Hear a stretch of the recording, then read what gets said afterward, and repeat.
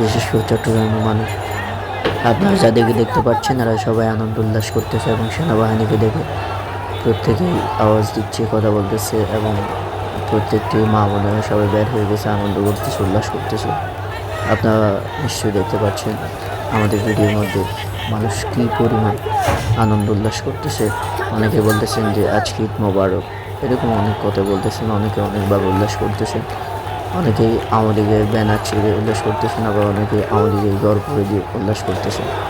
অনেকে মিষ্টি বিতরণ করে উল্লাস করতেছেন, অনেকেই অনেক রকমের খাবার বিতরণ করে উৎসবে অংশ নিয়েছে।